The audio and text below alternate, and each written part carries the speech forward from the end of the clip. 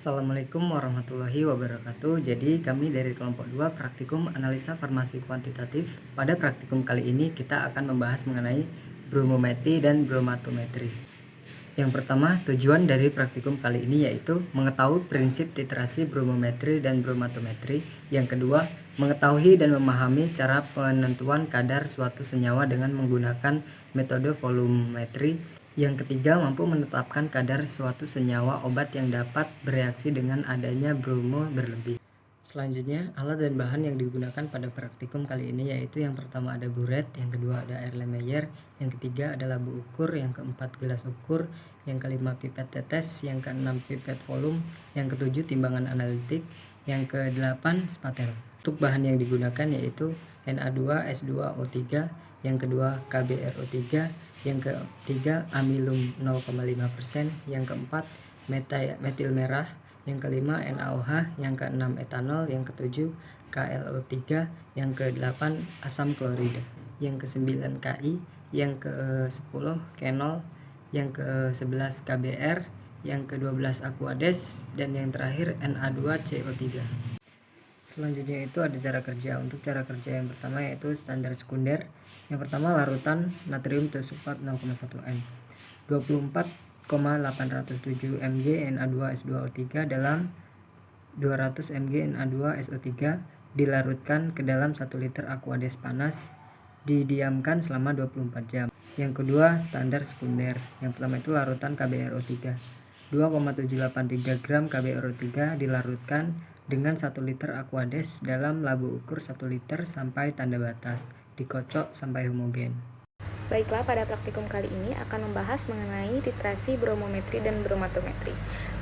Pertama-tama, prinsip kerja dari praktikum ini berupa penentuan kadar sampel dengan metode bromometri dan bromatometri. Penentuan kadar fenolol dengan prinsip bromatometri dan bromometri ini berdasarkan pada reaksi redoks dan sampel dilarutkan dengan KBr, HCl, dan Ki.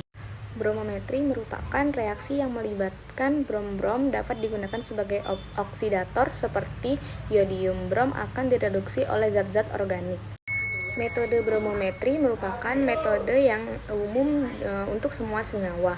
Ini baik fenol atau yang lainnya dan dapat digunakan untuk semua senyawa serta asam hidroksi benzoat.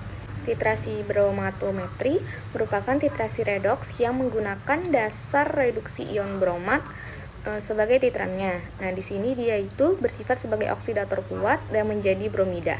Indikator pada analisis titrasi ini digunakan untuk mengetahui soal terjadinya reaksi yang sempurna. Jadi indikator ini umumnya senyawa yang tidak berwarna, senyawa yang berwarna. Nah, nantinya dia akan terjadi perubahan warna berdasarkan dari perubahan pH dan juga derajat keasaman. Selanjutnya yaitu pembahasan. Pada praktikum analisa farmasi kuantitatif hari ini, kita akan membahas tentang bromometri dan bromatometri. Bromometri dan bromatometri merupakan titrasi yang digunakan untuk menentukan kadar dari senyawa organik aromatis seperti fenol, terus asam salisilat, resorsinol, dan sebagainya, membentuk tribrom substitusi. Metode ini juga digunakan untuk senyawa arsen dan stibium. Nah, pada praktikum kali ini kita akan menentukan kadar dari fenol. Nah, cara untuk menentukan kadar fenol ini, yang pertama, sampel di dalam Erlenmeyer kita tambahkan 20 ml larutan kalium bromat dan ditambahkan juga 1 gram kalium bromida. Setelah itu ditambahkan asam klorida pekat. Nah, lalu dikocok dan didiamkan selama beberapa saat. Setelah itu ditambahkan larutan kalium iodida.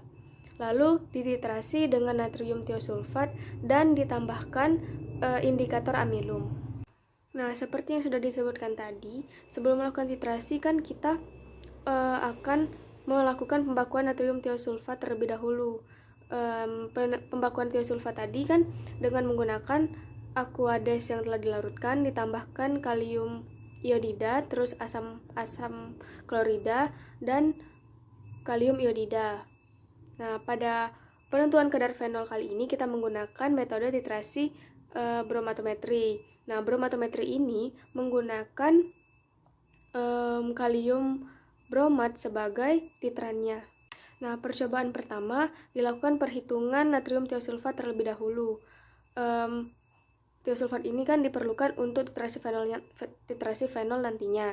Diketahui ada 3 kali replikasi atau 3 volume yang akan kita gunakan.